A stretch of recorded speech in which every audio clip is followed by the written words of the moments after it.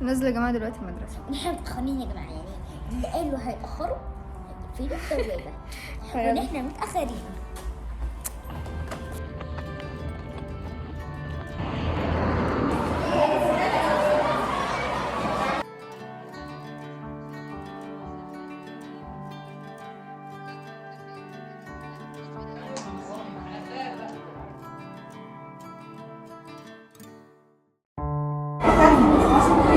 بكره هتاخد حاجات. انا مش هكتب حاجه تاني، وربنا ما كاتبه حاجه تاني. ولادي انا زهقت منها عشان من اعدادي وهي معايا، وهي اللي بتشرح دي. شوفيها في اعدادي؟ ايوه انا في ابتدائي من هنا. لا بس كانت بتديكي في اعدادي؟ اه ما شاء الله. انا فاكر اليوم ما حدش قايم على الشكل خالص. بموت بموت بموت.